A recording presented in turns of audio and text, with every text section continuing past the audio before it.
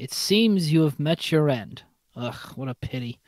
I don't feel too bad about it though. After all, if it weren't me, it would have just been one of the others, I guess. I'm honestly just be glad to be out of those air ducts. It's not easy for a hippopotamus to fit up there, and not easy to get down either. Not as young as I used to be, as you can see. I used to get to do all sorts of things. You're young, you're vibrant, you're that sort of pep in your step. Reminds me of a conversation I was having with one of my good friends, Orville. We were having a nice picnic one day. I believe it was summer, or perhaps was it the fall? Yes. It was the fall because the leaves had turned already. But I said to Orville, I said, Orville, I have a story to tell you. And Orville looked at me, kind of odd and said, what is it about? And I said to him, not every story has to be about something, Orville. So sometimes a person just wants to talk. Why does everything have to be a story? I said to him. He just looked at me and he said, well, you said you had a story. He was quite right. I did, in fact. I told him I had a story. I suppose if a person just wants to talk, then it's best to not announce that you're telling a story. Telling a story does come with its own pressures and expectations, I suppose. After all, if you're just talking to a friend, then there's no more expectations than if you're just talking into the wind. Words by themselves aren't expected to carry and aren't expected to stick. But if you announce that you're telling a story, well then, there better be a point to it after all. No one wants to sit through and listen to someone ramble on and on with absolutely no end in sight. So, it's good to be mindful that when you tell someone you're going to tell them a story, you have something to say. Telling someone that you're going to tell them a story is tantamount to ask them to stop what they're doing and pay attention. You're basically saying, hey, buddy, hey, stop everything. Stop what you're thinking. I have the solution to everything. And, well, I don't really have any story to tell. In hindsight, I probably just misspoke when I said that I had a story. I think it would have just been better to tell Orville that I wanted to tell him something rather than tell him that I had a story. But, even then, it might have put too much importance on the whole thing. Either way, it was quite a nice day. I remember that we were drinking tea. Are you done? Yep. I was just going to see how long you went for. That was about 2.5 minutes, roughly. Oh, I got more. I can go more if you want. So, can I ask what the source of this is, or are you just ad-libbing? No, I'm not ad-libbing. No, that was I read that. I didn't write that. What was that from? Wouldn't you like to know? I mean, I wouldn't have asked if I didn't, but can tell I don't get to know, so I'm just going to move on. What are we talking about today? We're talking about adaptations. Adaptations? You mean how the species change into determining on their environment to better be prepared for prey? Yeah, like microevolution at work? Natural selection, yeah. Absolutely. The theory of evolution. How horses were just horses until they got uppercutted by Chuck Norris, and that's why we have the giraffes. I thought it was because they were they were eating grass on the other side of a river, and then the river expanded because a squirrel was playing with the core of the earth. If you get that reference. Which version of the story is that? It's from Ice Age, Continental Drift. Did I ever see Continent? Is that the fourth one? That's the one with pirates, right? I saw it when it was in theaters, and I never saw it again. I only vaguely remember the opening because it had like the squirrel, and he falls into the center of the earth, and then is like spinning the earth's core, and it's like making the continents drift apart. What's funny about that is that whole bit of him being in the center of the earth and everything, that was actually just like a standalone one of those Scrat shorts that they did.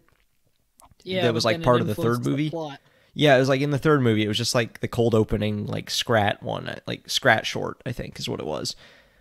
But then in Ice Age 4, Scrat is always a plot throughout each movie. Yeah, well, they basically just in number 4 decided to make that not only canon but crucial to the plot, which made the more goofy elements kind of weird. Raises. Well, the Ice Age franchise is a weird constant in the world. Because I've talked to you about it before. Nobody watches these movies, people barely remember them, and nobody really has a super strong opinion on them, and yet they come out like clockwork every couple of years. And then everyone's like, oh yeah, Ice Age is a thing. Just recently, we had a movie about Buck from the third one movie, spin-off movie about him. Oh, right, that was a Disney Plus thing, wasn't it? Yeah. But it just reinforces my theory that Ice Age will never die and will continue to come out inexplicably every couple of years. Yeah, I remember the first two movies. Again. I remember the first two pretty fondly. I think the first one was genuinely pretty good. The second one, I think, was all right. The first one is weird when you take into account the later movies because it has humans. Yeah, that is weird. The first, that's a huge part of the plot too, is that they're humans, and then they seem to have gone extinct between the first and second film, and now we're on some sort of tangent timeline where humans don't become the dominant species, because not only do humans not appear in the rest of the movies, but we see them survive multiple what would be mass extinction events, which implies that we are on some parallel timeline where mammoths and sloths and saber cats are going to grow up, or going to evolve to become the dominant species, and that in some future year there will be not one but at least 3 or 4 dominant sentient species that probably war for the few resources that remain on this planet after so many existential crises have come to pass. Like continent splitting and asteroids colliding with the Earth and, global warming. Okay.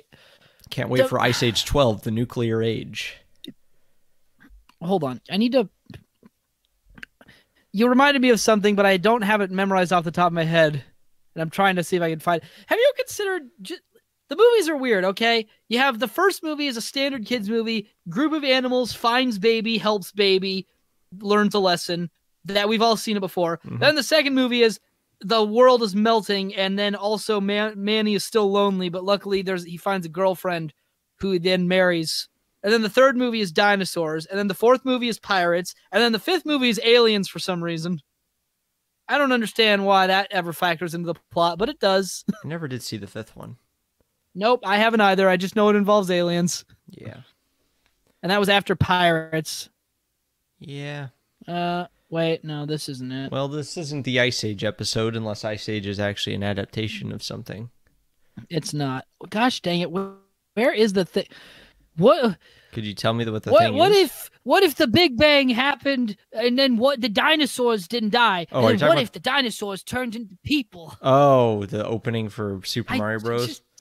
I don't know it off the top of my head. It wasn't if the Big Bang didn't happen. It's what if instead of that asteroid killing all the dinosaurs, it sent them to another dimension, basically. Wait, was that though? Is that actually the line? I mean, that's not word for word, but that's the gist of it. I really need to... Super Mario Bros. Movie opening. Opening monologue. Just give me the script.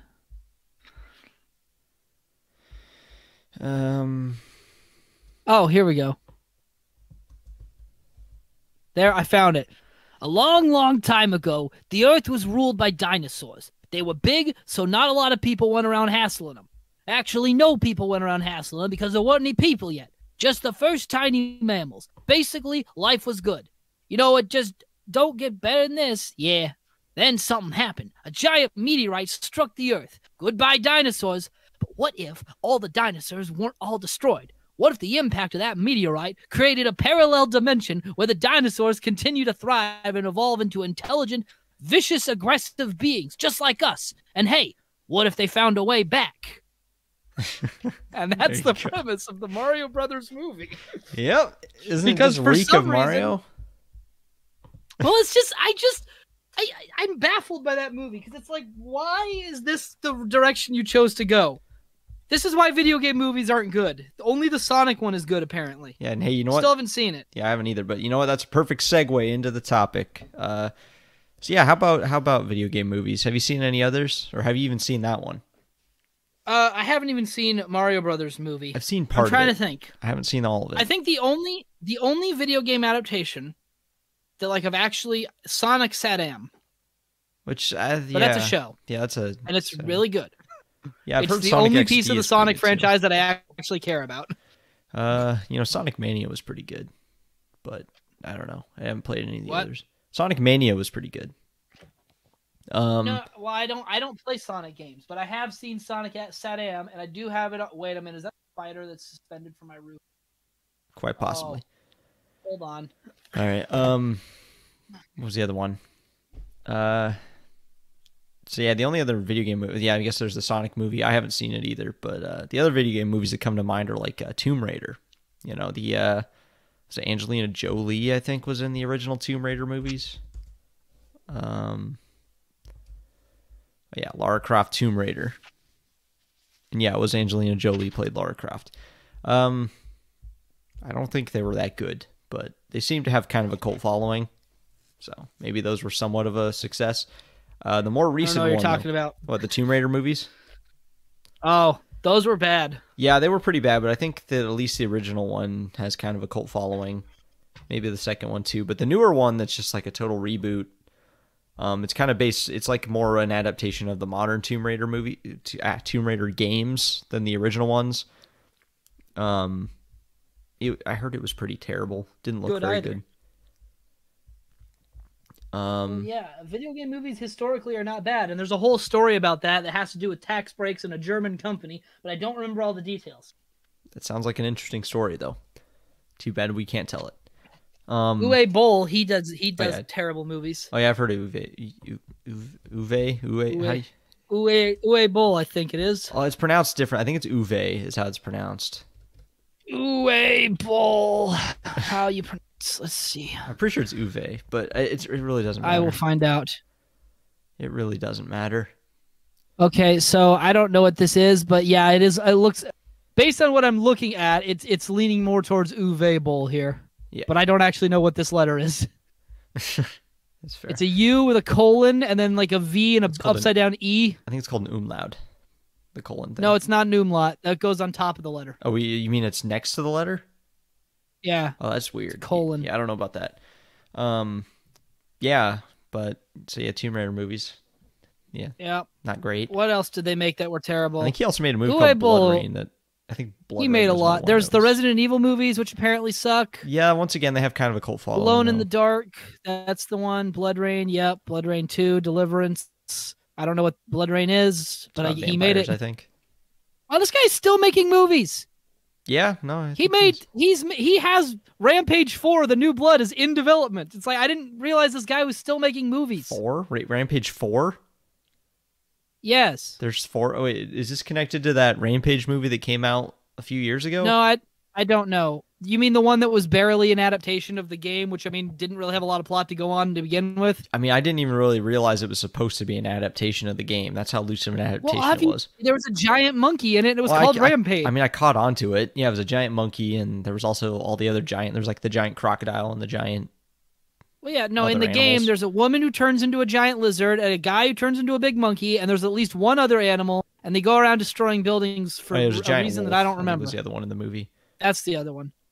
Yeah. Well, I mean, that might be in the game. Rampage TV tropes. Yeah, I don't know. That movie wasn't that bad, though. Dang honestly. it, I've been taken to the 2018 movie. No, this one was not made by Uwe Boll. This one was made by Brad Payton, apparently. Well, it was a Dwayne The Rock Johnson movie, and he was not, I don't think he's The Rock anymore. I think he's just Dwayne Johnson now. I think you're right. I don't know. He used to be credited as that, but now he's more known. He's now known for being an actor more than a wrestler. Yeah, he's actually a pretty good actor too. Yeah, surprisingly. Which, hey, that kind of segues to another type of adaptation. Have you seen the new Jungle Cruise movie? I did, actually. What'd you think of it? I guess it's fine. Yeah, it was all right. I didn't hate it. I liked it. It was a lot better than I expected it to be. It had a lot of the same energy as like the Pirates of the Caribbean movies. And I love the Pirates of the Caribbean movies. Yeah. I even like the bad ones. I don't want to admit that. You don't want to admit what? I just don't want to admit that a movie like that could have possibly been good. Yeah, I mean, I wouldn't go as far as to say it's like great. It was fun. It knew that it was silly. And that was what was nice. Is it wasn't. Yeah, but I love the Pirates movies, but those were made by pre-evil Disney. Yep, I said it. Pre-evil Disney, if you will. Yes, pre-evil Disney. Yeah. Back when they were a family company. Well, actually, they haven't been a family company for years, but we didn't know it yet. Back when they were at least keeping up the pretense of being a family company. Huh. Yeah. Now they're not even keeping up the pretense. It's just crap all around. I don't know. But yeah, yes, you do. That's probably the most interesting kind of adaptation is adaptations of a theme park ride. Pirates of the Caribbean worked pretty well, surprisingly. Jungle Cruise was good. It was good. It's worth watching. What do you think of the Haunted Mansion movie, though? You seen that one? Everyone always says that it's terrible, but I like that movie. Yeah, I watched it a lot as a kid, and I remember really liking it. It's one of those I kind of still have it on DVD. Yeah, I haven't seen it as an adult, so I can't. Do you know where I got that DVD? Garage sale. Goodwill? No, from the Hollywood Video. Oh wow, yeah, that's a long time ago. They're going at it back on their going out of business sale. That might be where we got ours too, honestly. I think we also ended up with a copy of the Batman versus Dracula. Yeah, I don't know. Never saw that one. But yeah, I know. We're watching it this year. Oh yeah, for sure. Oh yeah. Oh, by the way, I just remembered. I found another one that we have to watch this year. So it's you know Willy's Wonderland. Yeah, yeah. Well, there's another movie that's kind of like that called the Banana Splits movie. I've heard of it. And what's even, but do you know the story, the lore behind this? It's based on an actual kids show, right? Yes, it's based on a real life Hanna-Barbera kids show, and they turned it into a slasher horror movie with tons of gore. Yep. So clearly, we need to watch this. Oh yeah, definitely. And we probably need to watch some of the original Banana Splits show for perspective as well. Oh yeah, don't worry. I was already working on that. So yeah, theme park adaptations though. Are there any other examples, or is it literally just like those 3 Disney rides? Let me see. Theme park adaptations. I think they were talking. There was a time when they were talking about doing a Thunder Mountain one. What would that even be? Well, I guess. Because that's the thing. It's not really an adaptation of the Pirates ride. The ride is literally, oi, pirates, you go through a lake, and here's the pirates. And it's like, do you know how broad of a template Pirates is? Just make a movie about pirates. That's so... Yeah, well, I mean, it's not really an adaptation. The Imagineers of Disneyland actually do yeah, the Country Bears. I forgot about that. Oh, yeah, true. Well, that's not really a ride, but... This isn't over! Bears! Yeah, no, what was I going to say? The Imagineers of Disneyland, they actually do put quite a bit of like backstory and surprising amount of plot into their rides. Yeah, well, they did. I mean, I don't know if they still do, but I'm not. If you want evidence for the fact that they don't, just take a look at Galaxy's Edge. I would say they did put lore in there. They just didn't do a very good job. No, they did not. So at least they're still trying, so I guess. I've got the list here. We've got Tower of Terror. We don't need to go over the list right now. Mission to Mars. The Tower of Terror is based on a... Oh, yeah, that list. Okay. I guess Tomorrowland isn't that it technically counts? Oh, yeah, Cruise. It's a theme park. It's one of the areas of Disneyland, so yeah, I guess that counts. But then I look down to the upcoming section, and I'm disappointed. What is there? Well, there's a Space Mountain one. Interesting. There's there's a new Haunted Mansion reboot. I've heard of that one. Actually, there was a time when Guillermo del Toro was actually lined up to make a Haunted Mansion movie, and people were actually pretty excited about that one. It's coming out on March 10th, 2023. Yeah, I don't think it's still him, though, that's working on it. It's not. But I can already tell you that because it's like, if you thought, even if you're somebody who thinks the first person is bad, this one is going to blow. I don't know. I know hope that, to be and they also surprised. want to make a 6th Pirates movie, but that one's going to suck. Yeah, aren't they replacing Jack Sparrow as the main character? Yeah, by the sound of it, they want to get Jack Sparrow out of there, replace him with a woman, and maybe reboot it, and then also have a female-led spinoff, because that's the most important thing when you make a spinoff. I don't know. At least for that one, though, it sounds like the female character they were using was like, she's a pre-existing character and a fan favorite character. So it's like, at least there's kind of some precedent. There is no Pirates movie without Jack Sparrow. Well, I mean, I don't disagree with you. I think he is kind of a big part of that franchise, but the character the character they're adding, I think her name's like Scarlet or something, right? I don't remember, but she is actually she's a fan favorite character from the ride that was kind of added to the ride more recently, as in like within the last 20 years. But yeah, but the problem is that it's current day Disney trying to make a movie starring a woman. They don't do this right anymore. Yeah, I'm just saying this is one where there's a potential for them to do it right, but I don't think they will do it right because it's Disney. Don't kid yourself. I'm not kidding. You know exactly how this is going to turn out. My hopes are non-existent. I'm just saying that if an intelligent writer could do well with this premise, I don't know that any of them are at Disney anymore. That's the problem, is that it's Disney. These are the people who brought us the sequel trilogy and Mary Sue Skywalker. I don't think they have writers anymore. I think they actually just have like computers that punch out, like they have some algorithm that punches out a script based on marketability and wokeness. I don't know. They're going out. Look, it's all part of a calculated effort. If you'll notice, they're going through all the old franchises, replacing all the leads with by adding more diversity, which I've come to understand essentially just means women and black people, based on what their current output. And then usually those movies end up sucking, mostly because they've started with the diversity and didn't actually think, how do we make a good character first? They're just like, guys, we have a woman in the movie, isn't that great? And then we're supposed to like it, and if we don't, we're bigots. Yeah, I mean, that's their problem, is that if they really want to be diverse and inclusive, they need to just start making new franchises that include that from the outset. Exactly. That's the problem, is that you can't. They keep trying to overwrite what they already have and just retcon it to be, it's inclusive and diverse. Yeah, well, because, and then you run into the problem of, it's like, if you need to piggyback off of the success of a pre-existing big name, then that just means that you didn't have enough talent to begin with. Yeah, that's true. If you can't make your work stand on its own, then it didn't deserve to stand at all.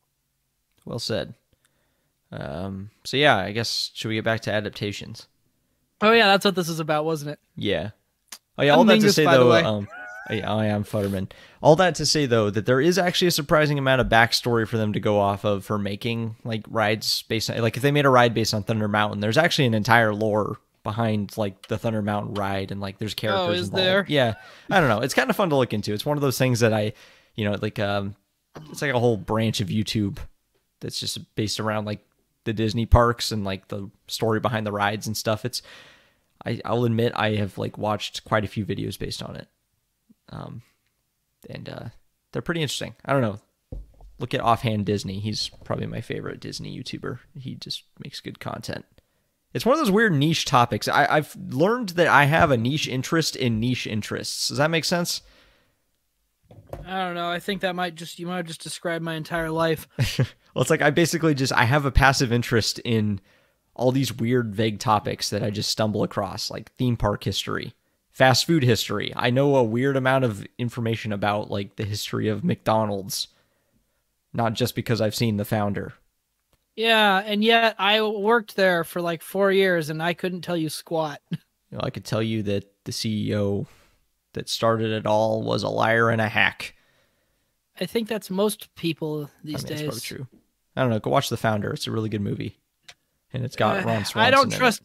I don't trust any movie that purports to tell a true story. I mean, I'm sure it's Hollywood. I mean, okay, at least all the major details I have seen actually confirmed in other sources for the most part. I'm sure it's Hollywooded up in a lot of ways, though. Well, yeah, they're always going to be Hollywooded up, and they're very true story movies are always incredibly revisionist these days. And so I'm at the point where any movie that purports to be a true story, I just assume is full of lies, and I don't watch it. I don't know, because I don't care. I don't know. That one was at least entertaining. It had Nick Offerman. That's his name. He plays one of the McDonald brothers. Yeah, he also plays Agent Power from Gravity Falls. Right.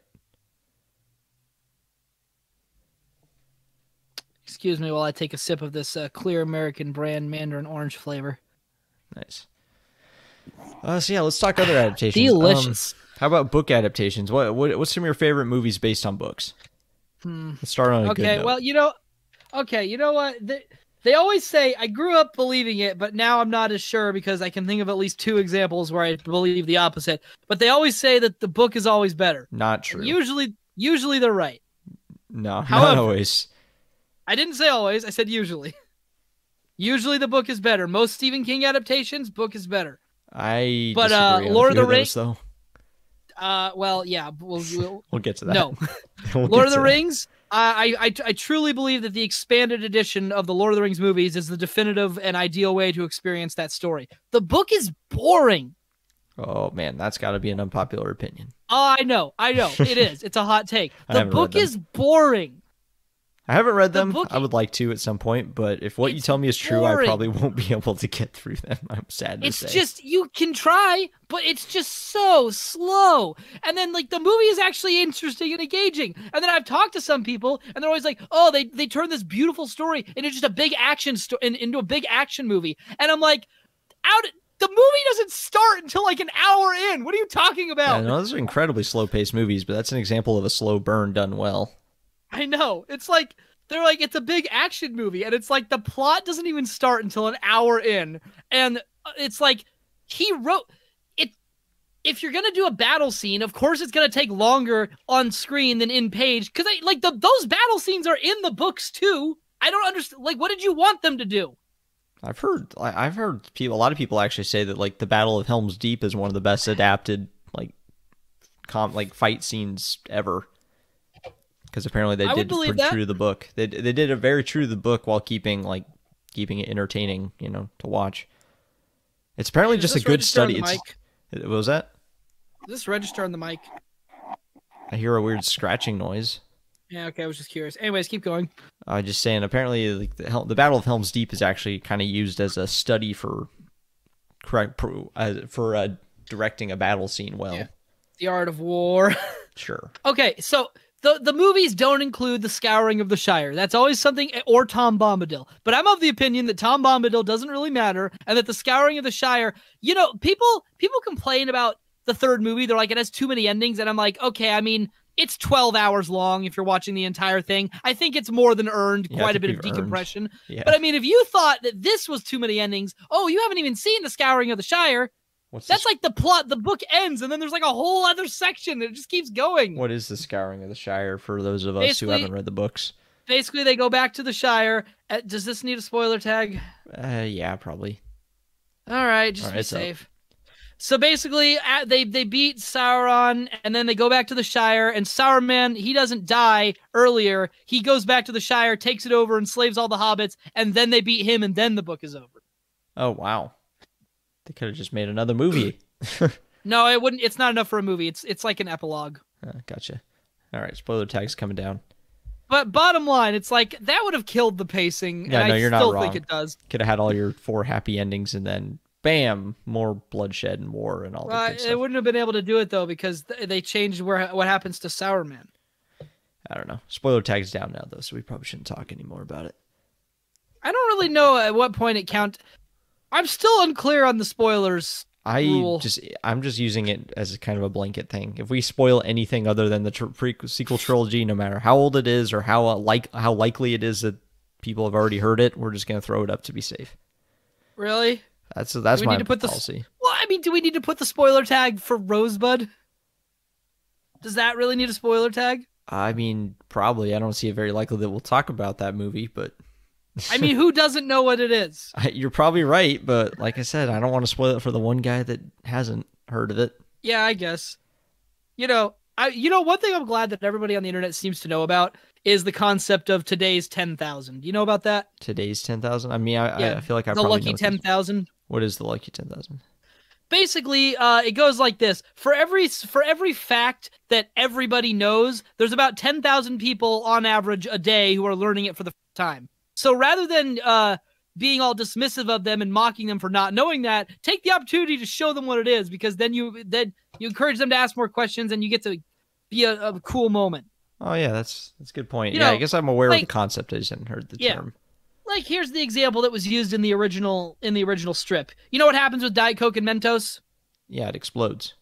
Yeah, well, everyone knows that, but some people don't. And if you mock people for not knowing things, then it just teaches them to not ask questions. Yeah, no, you just punish them for ever. Yeah, that's how you teach people to stay quiet and ignorant.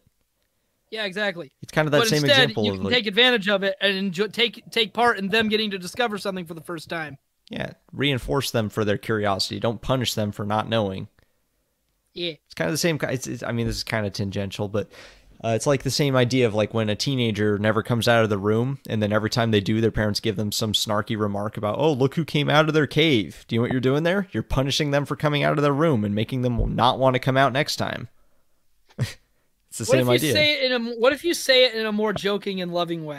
I mean, I guess that depends entirely. It indicates that you're glad to see them. I mean, I guess it depends entirely on your relationship with your child. If you know that they would understand the intent behind that comment, then I'm sure it's fine. But in general, it's more talking about in general, that idea that teenagers stay in the room a lot, and then when they come out, their parents give them crap for always staying in the room, and basically just indirectly punish them for not for, coming out of the room at all.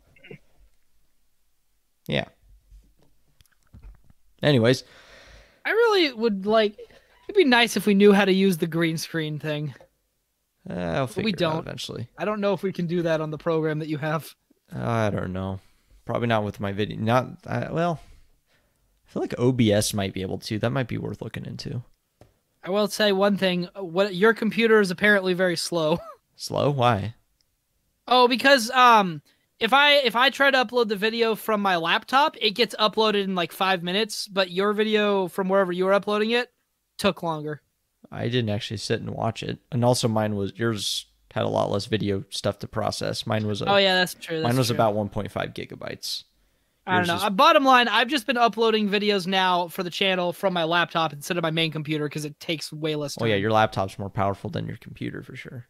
Apparently. Because your computer is an actual dinosaur. No, my laptop is only a Chromebook. Yeah, I know, but it's probably still got a more powerful processor than whatever's in your desktop from 2001.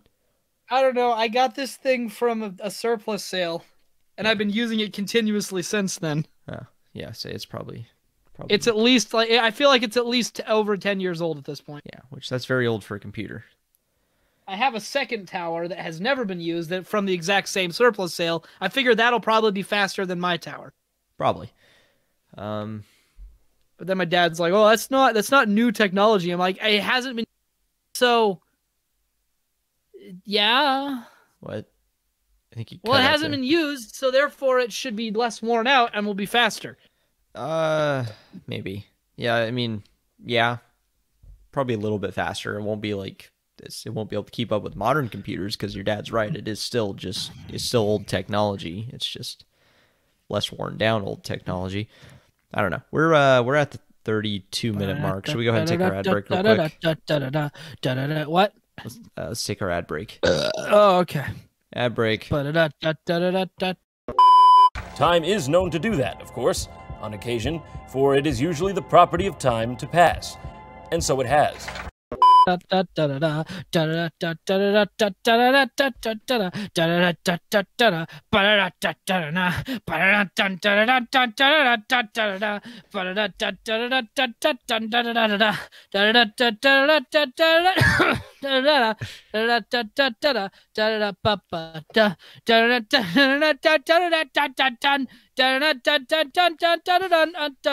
I forgot about this. Oh, why are they doing that?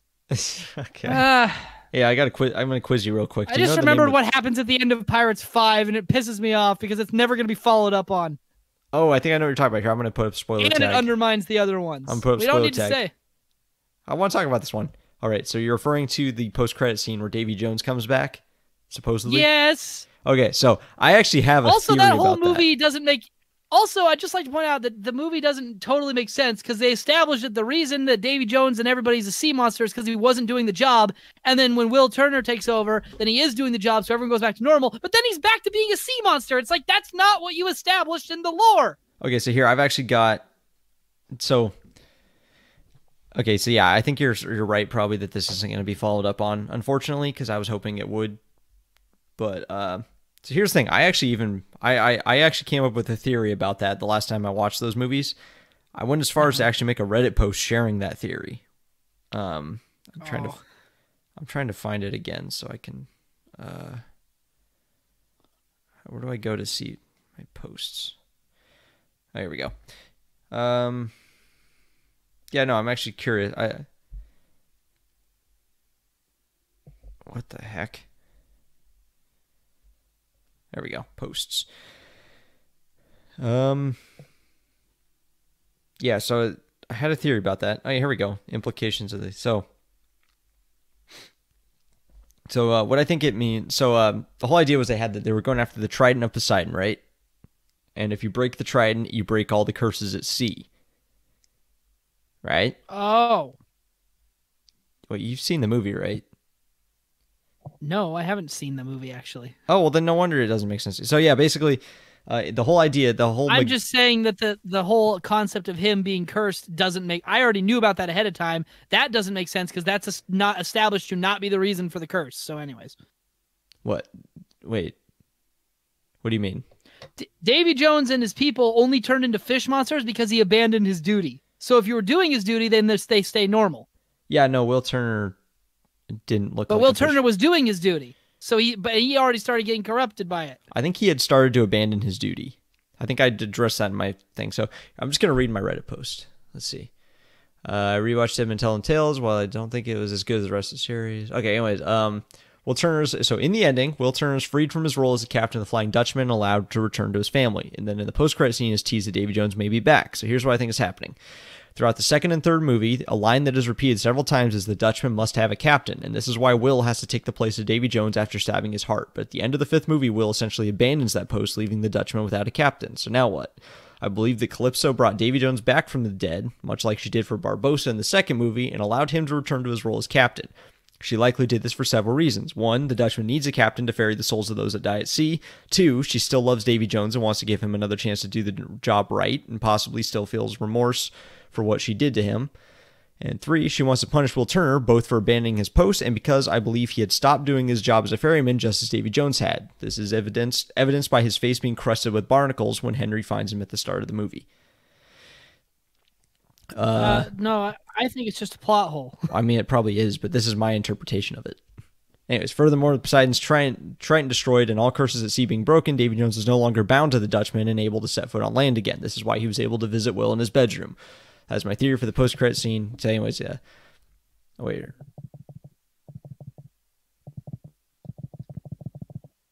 Yeah.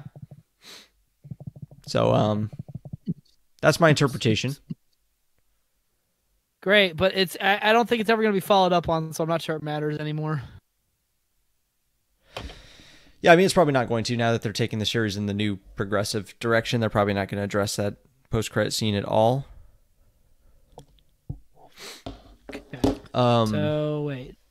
Video game, the 2018 film, Rampage, the 1987 so what are we legal talking about? drama, 2009 Rampage, made by Uwe Boll. What is this one about? It is not connected to the video game. Okay, it's just a completely different thing. The plot concerns a young man named Bill Williamson. No, not that Bill. Who's Bill? Oh, Red Dead Redemption. Okay, sure. Posting vlog rants about how the world is overpopulated and then building. What are you talking building about? A suit of body. I'm reading the synopsis for the Rampage made by Uwe Boll. I'm reading the blurb. Building a suit of body armor, a stock of weapons, leading up to a bloodthirsty rampage through his town. Apparently, it's actually a good movie, despite the fact that Uwe Boll made it. And then they made 4 more movies. I thought we decided his name was Uwe Boll. Oh, was that right? Well, I've been saying Uwe Boll for like 10 years, and I'm not changing it. I'm surprised. I've never said his name once in my entire life until now. So,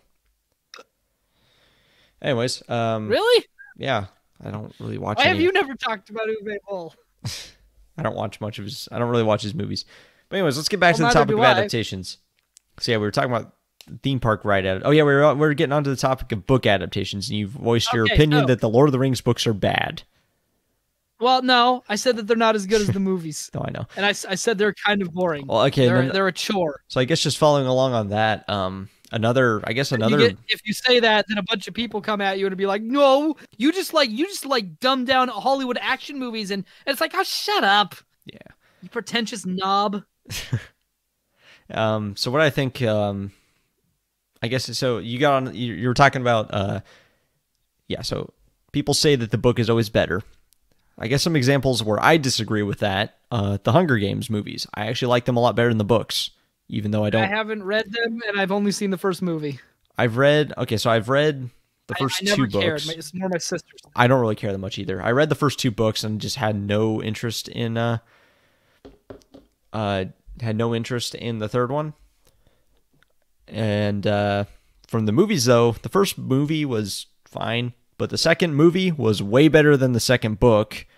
And I don't know, third movie I just think the third part of that story, whether movie or book form, was just kind of bad anyways. That's what I hear. I just don't have any interest in another young adult teen fiction book where a plucky group of individuals have to stand up against the post-apocalyptic dystopian government. What you got to remember, though, is that Hunger Games is the one that started that genre. Hunger Games did not start that. That genre existed before Hunger Games. Okay, well, they started it in its modern incarnation. And yeah, pretty much everything came after that was just imitating Hunger Games. I think the worst example was... Go ahead. What's the worst? Oh, well, the worst one... Oh. Dang it. Go ahead. You go first.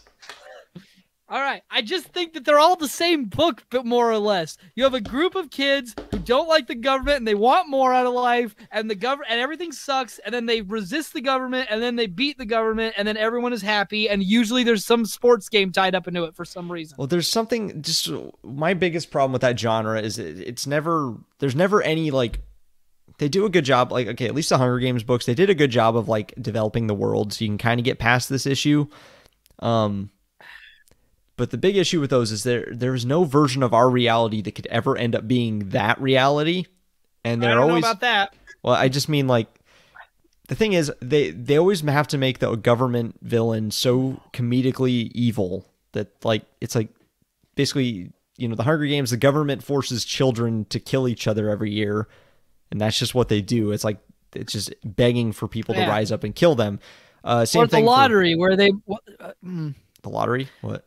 Everyone knows the lottery. That's the whole point. That's the only reason anyone talks about that story. It's a short story. I don't know that one, actually. I probably do, actually, if I heard It's the one where they take lots, and then the one they talk about how they do it all the time, then the one lady gets... Do you know where I'm going with this? I don't remember this one. Who wrote this? Hold on. Shirley Jackson. Okay, I know I'm not familiar with it. We'll talk... That's not really an adaptation, though, probably, so... No, it's not. I'm just... Anyways, or The Running Man, where they have the guy making the game show. The movie is not the same as the book. That's the movie is awesome, though. The movie is not awesome. I haven't seen it, but I just know it's very different from the book. I know and it has Arnold Schwarzenegger for some reason. That's why it's awesome. Yeah, movie. From what I've heard about the book, I've never read the book, but from what I've heard about it, it's an entirely different story. It is. It's barely an adaptation. It's an in-name only adaptation. Yeah. I want to see a movie of The Long Walk. I think that'd be really easy to do, but I don't think they've made one yet. Actually, let me check. Have they made one? The Long.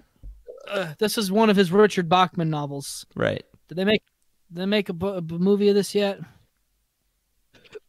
I got to get a new... Speaking of which, I really need to get a new copy of the Bachman books. I need to get a nice hardcover. I have a paperback and the cover fell off a while ago. Oh, bummer. It's the only place you can read the first story. Rage? Yeah. Because he took that one out of print, right? Because of the incidents. Whatever. I don't know. Let's see. They're making... Okay, I guess they are making a movie of this one. Well, that's cool. That'll probably... Apparently the Cell movie was bad too, but I never saw that one. Read the book, though. I never saw it. King. Let's see.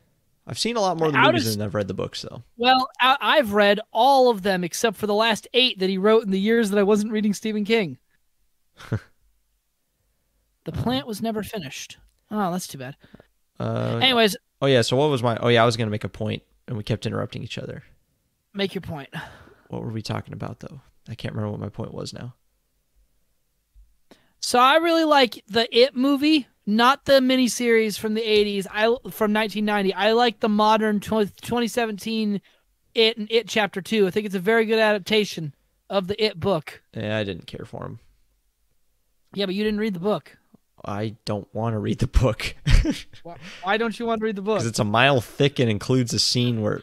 I'm not even going to say what Okay, look, everyone in the universe agrees that scene sucks, and we all just ignore it when we talk about this book. Yeah, and okay, so the fact that scenes like that exist... Which is why also every adaptation always takes the scene out. Yeah, thank God. They never include it because it's not necessary in the book, and it just makes the book awkward to talk about because otherwise it's a great book. You know, this is actually kind of ties back in. We were talking a little bit before we started recording about how you made a comment about Stephen King being a good writer, and I had said something along the lines of like, yeah, he's a good writer, but I would never aspire to copy his style because he has certain... I don't want to copy his style. I need his willpower. Oh yeah, willpower. Like, anyways, he does certain things in his writing that drives me absolutely crazy. One of them is that exactly where he does weirdly sexual and overly described things just in random parts of his books. That doesn't really happen all that often. It's happened in every one of his books I've read. Which books have you read? The Shining, Pet Sematary. There's no weird sex scene in Pet Sematary. Yeah, do you need me to go into more detail? There isn't. They literally say they have. Literally, it is. He goes into the bedroom. She's not wearing anything. They have sex. No, that's as far as it goes. You don't remember the scene after he? Okay, so it's after he's at work and the guy on the bike like gets his brain smashed out or whatever. He comes home from work from that, and his wife is waiting for him at the door in like really skimpy clothes. And apparently the kids are like with a babysitter, and then it proceeds to describe in graphic detail what they do, and it involves a bathtub and a sponge. It does not describe in any graphic detail. Oh my God. I specifically remember that Pet Sematary is basically as far as it goes is, and this is me paraphrasing, and then they had sex. It doesn't really go into much more detail than that. Oh my God. No, I remember this scene, unless it was in The Shining or something, and I'm just getting it mixed up. The Shining has a weird... No, wait, no it doesn't. The Shining doesn't even have one. The movie has that one. And the movie is stupid. No, I'm not even talking about that part. No, the movie the book had a part like that. No. Okay. I've read all of these books. Okay, the one in The Shining is... The one in The Shining is at least like not weird, but it is described in quite a bit of detail. What do you define as quite a bit of detail? Oh, I mean, I don't know. It's been a while since I've read this, but the Pet Sematary thing... Not like it's erotica or anything. No, I mean, I don't know if it's that far, but... No, because erotica is like actually trying to get people who are reading it horny, whereas this is just a book that has an adult couple who is married having sex, like most adult couples do. I'm trying to... Okay, no, now I'm just trying to figure out if this scene actually... existed. I'm trying to find like a parent's guide for the Pet Sematary book. There's no parent's guide for the book. Okay, hold on. I'll go get my copy of the book. I couldn't tell you exactly when it happens in the book. So you said it's after the guy it's like when he comes home after he had to try to save the guy. Unless you read a different version of the book. How far? Okay, hold on.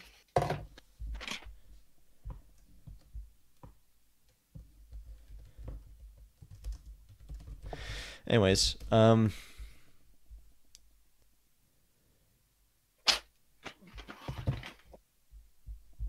right, let's check through the book. I don't think we needed to go into that much effort. Too late. When does that happen? I don't remember. What was the guy's name? Victor? Yeah, something like that. Anyways, let's talk about other adaptations. Okay, there's the cranial trauma. Okay. I'm going to keep talking about adaptations while you figure that out. As far as Stephen King adaptation. You done? No.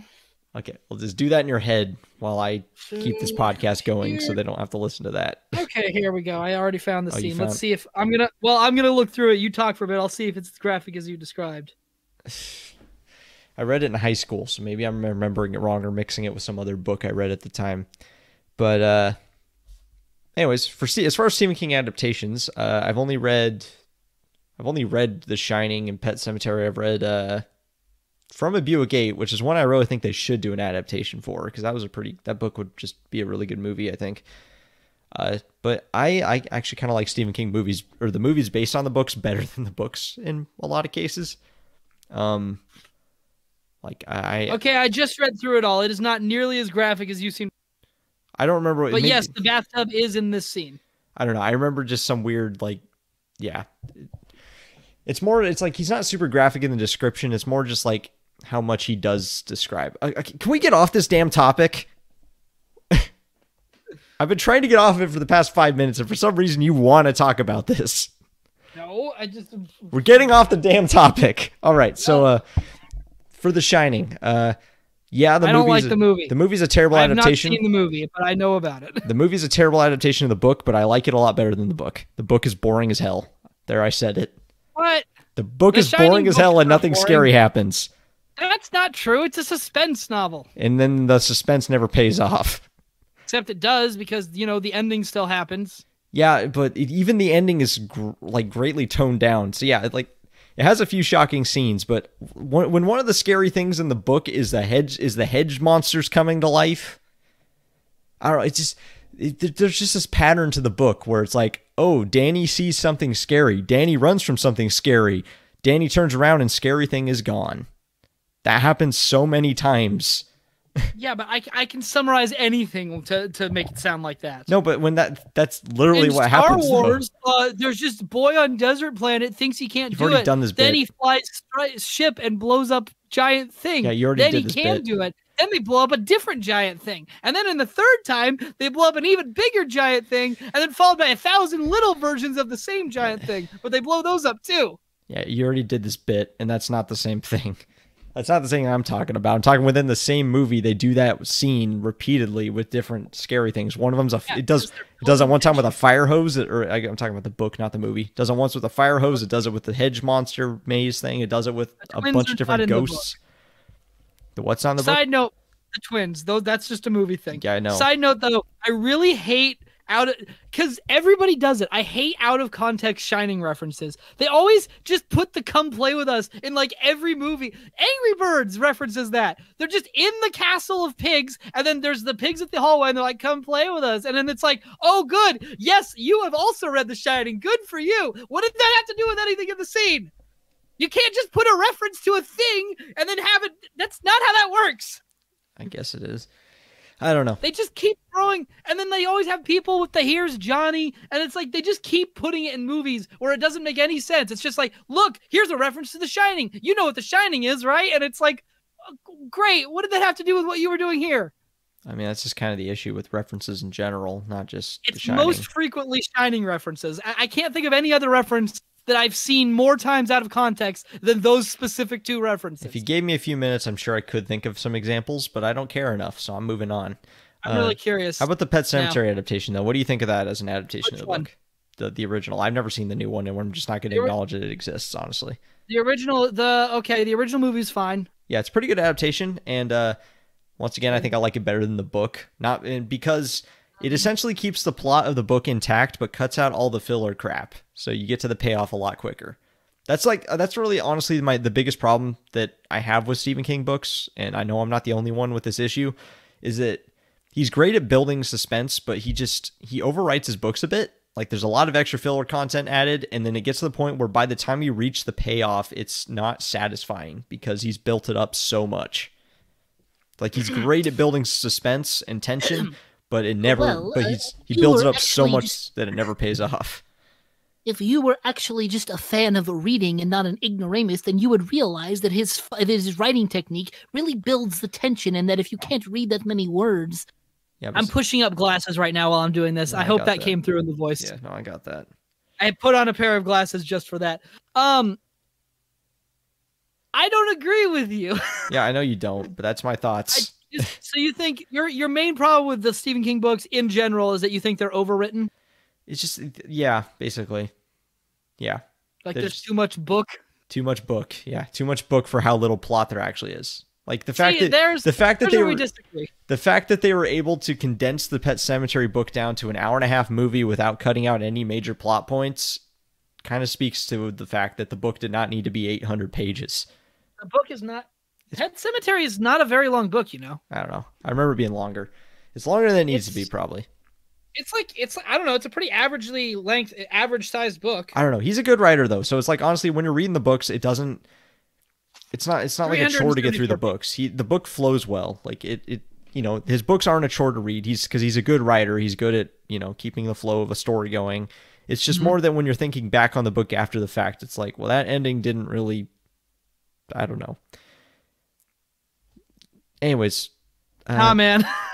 I know you disagree. Yeah, I know. Let's see. Because when I think about the ones that I didn't like, it had nothing to do with the fact that they were too long. No, I know. But I also am a slow reader, so that makes long books feel a lot longer.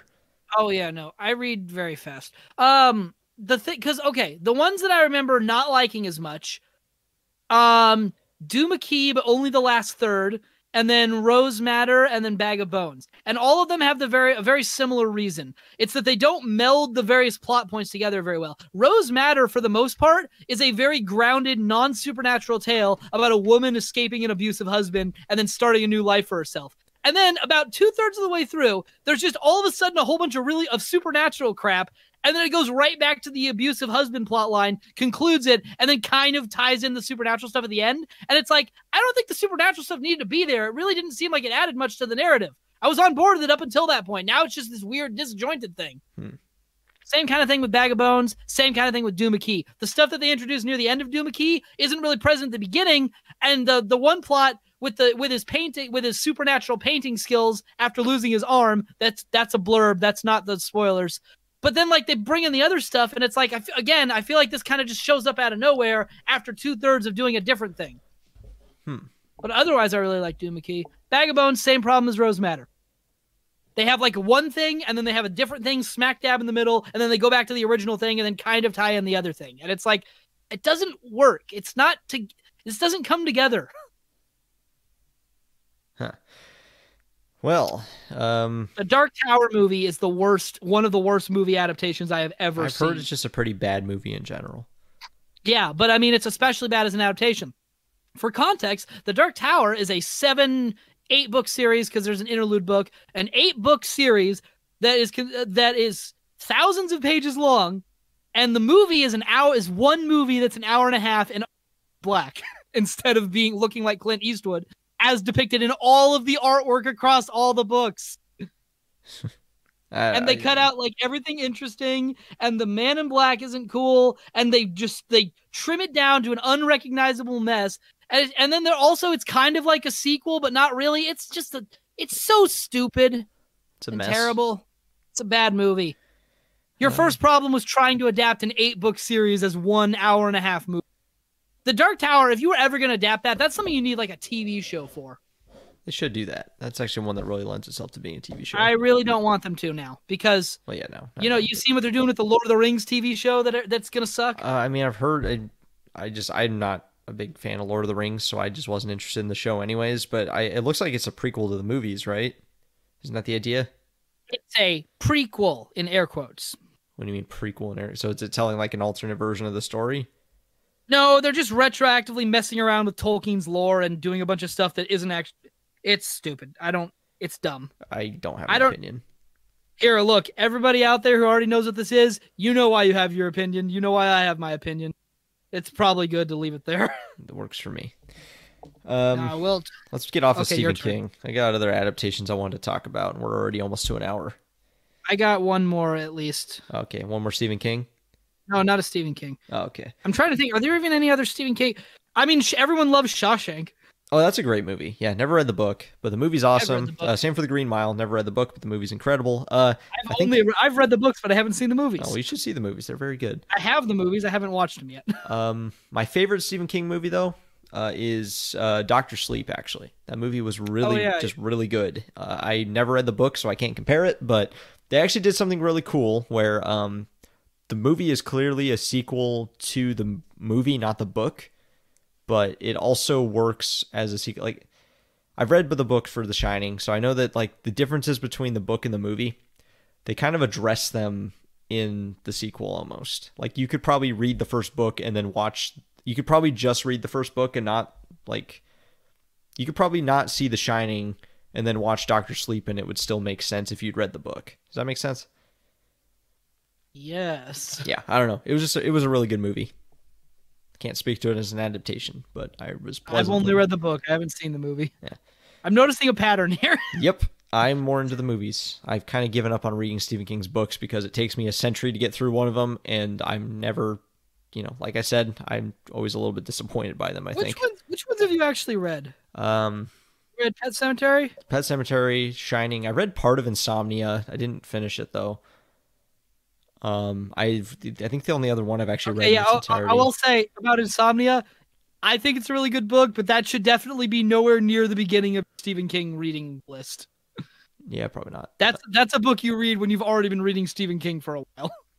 The other one I read was From a Buick Gate, which that one I really did just thoroughly enjoy.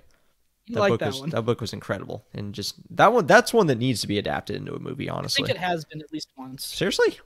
Let me check. I'm gonna look this up. I looked it up after I read the book because I really wanted to see a movie based on it. Did anyone ever actually do this? From Buick 8.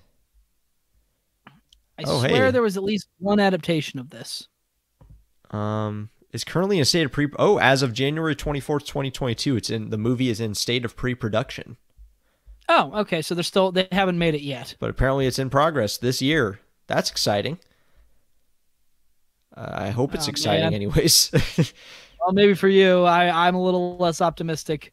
In my experience, Stephen King adaptations don't tend to be very good. What I've noticed is the adaptations that try to stick to the book turn out bad. The ones that do their own thing tend to be good. See, you say that, but I have the opposite opinion. In my opinion, the ones that have done their own things are the worst adaptations. What about the Shining miniseries they did that was basically a 1-to-1 adaptation of the book and was panned by everybody? Okay. That's another problem. If you're doing adaptation, you can't do 1-to-1. Because then it begs it. Because, okay, there's a great segue for this. You know the Killing Joke movie? Did you ever see it? No, but I'm aware of it. I know that basically they tacked on, like, if you just cut off the first 30 minutes, it's a great adaptation of the comic, but they just tacked that on for some reason. Have you read the comic? Have you read the comic? No, but I know the story pretty well. You know what happens in it? Yeah. All right. So, do we need spoilers for this? Yeah, probably. Spoilers. All right. Spoilers for the Killing Joke, both the movie and the comic, because they're literally the same. So here's the deal. The comic, Alan Moore ironically does not like it. He thinks it sucks, but you know what? Alan Moore's opinion is weird. But everyone else in the world thinks that it's a great Batman comic. It's a bit weird. I honestly never quite understood what the ending was going for. But here's, as far as the adaptation goes, okay? The comic is not a long comic. It's an extended one shot, but it's not exactly long enough to make a feature film, which is why the part actually adapting the comic is only 45 minutes long. To get up to feature length, they added an additional half-hour prologue that has nothing to do with the comics about just Batgirl, and it's terrible because it's badly paced, it's badly written, and then she and Batman have sex in the middle of it. And everybody thought, why in the hell? That everyone had the same reaction to that. We all thought it was stupid. I'm not a Batman fan, but even I understand that was never what their relationship was. Yeah. But like especially this one. It just no.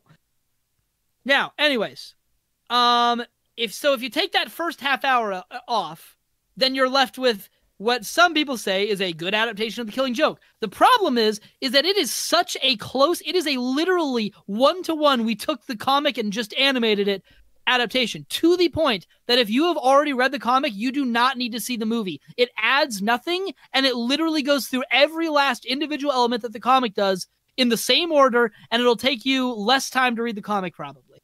So you gain nothing from watching the movie, except for a terrible 30 minutes that have nothing to do with anything and also involve Batman and Batgirl sex. So even if you take that off, you're left with an adaptation that is such a close and perfect adaptation that it defeats its own purpose. Because it's like, if you've already read the comic, you do not need to see the movie. You get nothing out of that. So it's like, what's the point at that point? It's the same with Harry. It's like, that's why Harry Potter works. Harry Potter is, I think, is probably one of the best examples of an adaptation, period. Wait, can I take spoilers tags? Oh, yeah, you can take spoilers tags. We probably didn't actually need it for that, honestly. Oh, well. Well, whatever. It was there. So, moving on. Harry Potter. Anyways, Harry Potter, one of the best adaptations, because it does something that adaptations always struggles is adapting. Takes what they need for the books, rearranges it as needed, adds in a few things of its own, but keeps the things that keep the core ideas intact. So even if the events are changed a little, the point of the story is still there. That's why it works as an adaptation. It's like, do we need to see Dobby in every movie? No, but like, it doesn't hurt the movie to not do that. They kept his two most important appearances in the second book and the seventh book. Those are the two most important times Dobby shows up. The other times are basically cameos. And yeah, he's in every book, but does he need to be in every movie? No, he doesn't. And the movies understand this. That's why they work. Well said. You know, it's funny, though. Okay, I know I keep saying I want to get off Stephen King, but this does remind me of a discussion we had when we heard that so when the new Pet Sematary movie was coming out, we kind of talked about it. They made a lot of changes to the new movie. Like, namely, I guess... Stupid change. Yeah, they changed which kid gets killed. Which they don't do anything with it.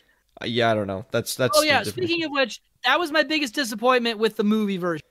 Is that they didn't actually do anything interesting with the changes they made? No. The original movie version. Oh. It's a really good adaptation. Do we put the spoiler tag back up? Yeah, probably should. Okay. So it's a good adaptation. Okay, now it's up. it's a good. So the original Pet Sematary movie, and by extension the book, this applies to that as well. When the kid dies and then gets brought back to life, in the book he comes back to life as a literal walking corpse, and it's super creepy. In the movie, he's just a regular baby, and it's basically it's not nearly as creepy because of the fact that it's kind of hard to take seriously. It's like they could have made him look like a creepy walking corpse, but I guess they didn't have the makeup budget for that, and also it was a child actor. Yes, I feel like the MPAA wouldn't have let them get away with that in the 80s. It's not nearly as creepy as the book. Yeah. But okay. They make the same mistake in the new movie too? Well, no, in the new movie, the problem they might have. I haven't actually seen the new movie still. I've seen clips of it. The problem is, and I read up on it because I didn't care. The problem is that I think they make her look at least a little creepier. Is the spoiler tag still up? Yep. So in the new movie, instead of Gage dying, the daughter Ellie, she dies, and then they're like, we're gonna have her die because that opens up a bunch of new. It doesn't. It plays out exactly the same up until the very end, and the fact that it's the girl instead of the kid has no impact on the plot. She doesn't understand her condition any better. She doesn't she's not more intelligent or anything. It plays out exactly the same, except everyone dies, and then they kill the child or whatever, and then they're like a zombie family or something. It's stupid. Didn't they also add some weird cult? Oh yeah, there's a cult of kids who wear animal masks. That they're also there, and they kind of show the Wendigo. Oh, that's cool. No, that's not cool because the Wendigo wasn't supposed to be shown. Fair enough. I thought they showed him in the book though. Kind of. No, they hint at him. They showed what about the part where the weird skull face thing appeared with its tongue dripping down or whatever? That's not in the book. That was in the book. No, I mean they don't actually show it. It's just hinted at. Well, no, in the book I remember there's a specific scene when he is walking and there's some creature with a skull and then a tongue hanging down, curling around its feet and stuff, and it was described in very Yeah, but you never actually detail. see it. Well, no, because it's a book. You don't see it. You read it. Okay. Take a moment to imagine that you're in your head. You don't see it. I don't know. That makes sense? Yeah, okay. Yeah, I get that. But I do remember them describing something, though, that you do see. It's you see it in the sense that in the same way where in a movie, if you saw a shadowy outline. Where it's still hit. I guess you don't actually see it, is what I'm saying. I don't know. I guess I can't remember exactly what it was described. I'll get the book out again. Yeah, good luck finding that part. But I'll keep going on what I was saying though. Wait, hold on a second.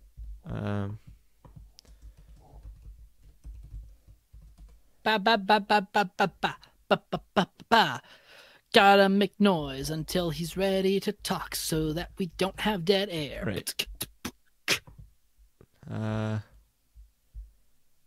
Yeah, never mind. I can't find what I'm looking for, but yeah, I can't find the part I was talking about. But maybe if you find it, let me know. But anyways, the point I was going to say though is that we had a discussion when that movie was first coming out. I'll go ahead and leave the spoiler tag up for this. But yeah, basically, you were upset that they were making that change, and I made the argument that I think it was smart for them to do that, just because. I mean, okay, this is talking before the movie came out, and we saw that it went absolutely nowhere. Because yeah, I think that's completely stupid that they made that change just to do absolutely nothing with it. But before the movie came out, my opinion was, since this movie, about the change that the girl is the zombie since now, the girl is the girl dies. The fact that they did absolutely nothing with it is really stupid and a wasted chance. Because my opinion was, this is a book that's already been adapted once. The adaptation they made was pretty well done. So for them to basically just make another faithful adaptation would be essentially just making the same movie again. There would be no point in that. So for them to justify this remake at all, which I mean is a separate issue. I don't even think the movie needed a remake, but for them to justify it at all, they needed to do something different. And I think that switching which kid was killed was a reasonable thing to change if they had done something, like I said, if they had actually done something different with that.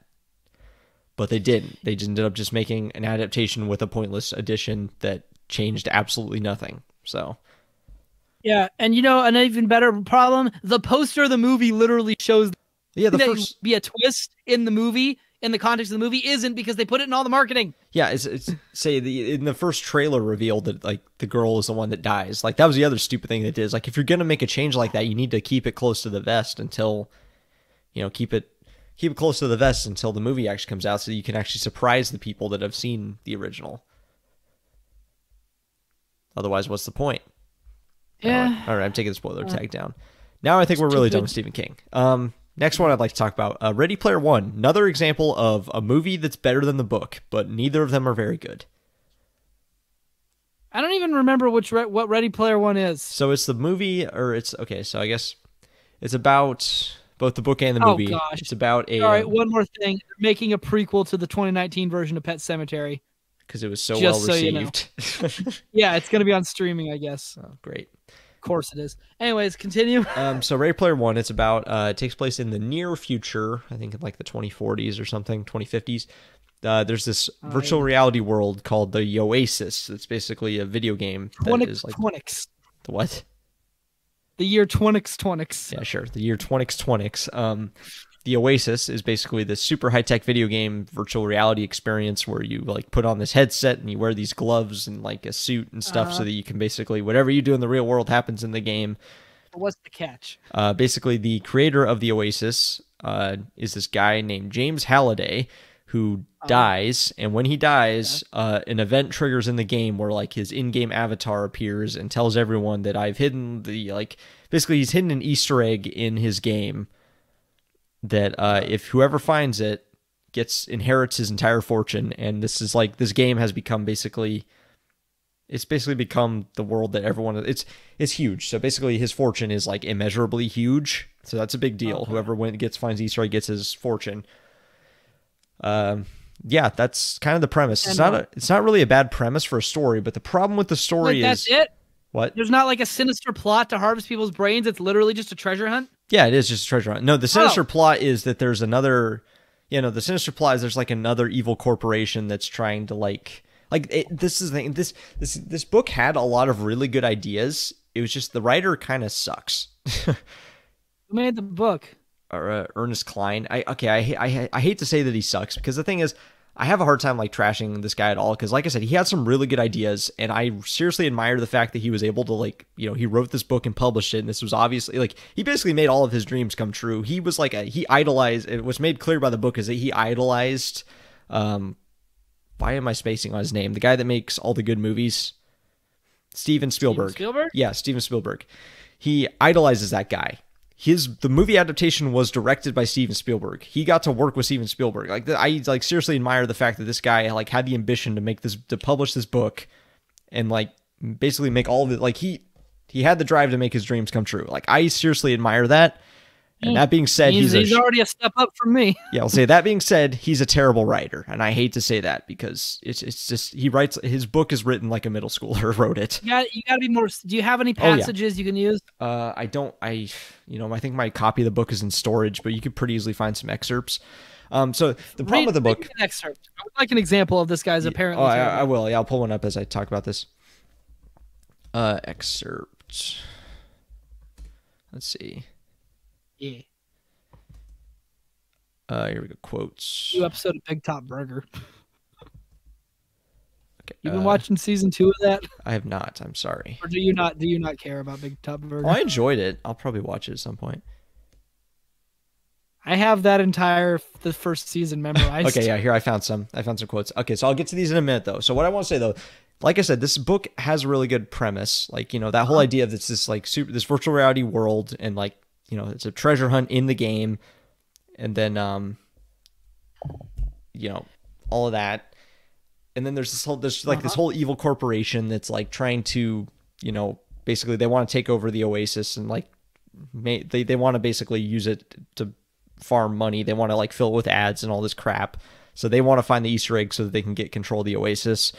And so they're taking this approach where they've got thousands of accounts that are being run by corporate shills, or by employees of their company, and then they're all these they're taking the soul out of the treasure hunt. Basically, they're turning it into a corporate thing, and it's that's an interesting idea. That's a really good idea for an antagonist for a story like this.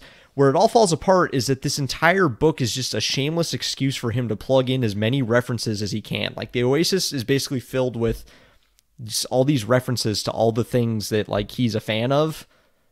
And I will now read some quotes that explain that. Constance Grady, writing for Vox, a time traveler from 2011 could be forgiven for being deeply confused by the backlash. In 2011, Ready Player One, beloved, It was a guaranteed pleasure. It was witty. It was not only a simple bit of fun, but also a rich and plausible picture of future friendships in a world not too distant from our own. What gives? How did the consensus on a single book go from exuberant and meaningful fun to everything that is wrong with the internet over the span of 7 years? Oh, I was reading by the condemned by history section on TV tropes on the book. Anyways. Oh, yeah. Anyway, so here's some quotes. So, okay, another big issue with the writing. Okay, so I say the biggest issue with the writing style is that he just constantly takes these asides to do these enormous exposition dumps that are just not very seamlessly thrown in at all. So this is one of those. Other virtual worlds soon followed suit, from the metaverse to the Matrix. The Firefly universe was anchored in a sector adjacent to the Star Wars galaxy, with a detailed recreation of the Star Trek universe in the sector adjacent to that. Users can now teleport back and forth. Are we talking about the actual franchises here? Yeah, so so the whole idea is like the Oasis game became so huge that they basically got rights to everything. So inside the Oasis, you could go to the worlds from, all these other franchises and explore them. So like I said, it's just a shameless excuse to fill it with all the references he wanted to. Users can now teleport back. Okay, anyways, let's move on.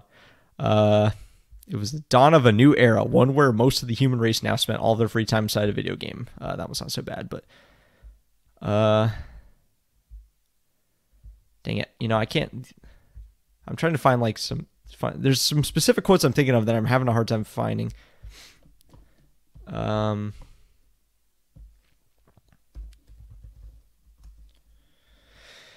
Here, fill the dead air for a minute while I find the quotes I'm thinking of. The novel was a smash hit and instant bestseller when it debuted in 2011, hailed by both critics and readers, especially those geek culture, for its nostalgic affection for 80s pop culture, its fun, lighthearted genre throwback to the escapist, wish-fulfillment sci-fi and fantasy adventure films of that decade, its cool virtual reality setting, and its proud to be a geek message. The movie rights were sold even before the books hit shelves, with Klein himself writing the screenplay. However, even at the time, there were some critics who took issue with the book, seeing it as a juvenile power fantasy that relied on the nostalgia filter of its readers to cover for an unlikable protagonist and a message that seemed to celebrate arrested development, nerd gatekeeping, and retreat from reality into a fantasy world. By the time the film adaptation premiered in 2018, after a long series of scandals had battered the once positive image of both geek culture and Silicon Valley tech companies, public opinion on Ready Player One had soured, with a poorly received sequel in 2020 only seeming to bury the book further. Nowadays, when Ready Player One is brought up, it's usually to dismiss it as a hollow, lazy pandering to geek culture and a symbol of its worst excesses, one that was only ever popular because readers were tickled by a barrage of references to beloved 80s properties. Oh, here we go. Okay, here's the quote I'm thinking of. I made a big entrance when I arrived in my flying DeLorean, which I had obtained by completing a Back to the Future quest on the planet Zemeckis. The DeLorean came outfitted with a non-functioning flux capacitor, but I'd made several additions to its equipment and appearance. First, I'd installed an artificially intelligent onboard computer named Kit, purchased with an online auction, into the dashboard, along with a matching red Knight Rider scanner just above the DeLorean's grill. Then I'd outfitted the car with an oscillion overthruster, a device that allowed it to travel through solid matter. Finally, to complete my 80s super vehicle theme, I'd slapped a Ghostbusters logo on each of the DeLorean's gull-wing doors, then added a personalized plate that read Ecto-88. I'd only had it a few weeks now, but my time-traveling, ghost-busting, night-riding, matter-penetrating DeLorean had already become my avatar's trademark. That had absolutely no bearing on the plot. It was just shoved in there because, because I think the real problem that this has is that it's set in the year 2044, and yet it's relying on pop culture from the 80s or 90s, which would seem to suggest that it was actually written in around 2010 or so.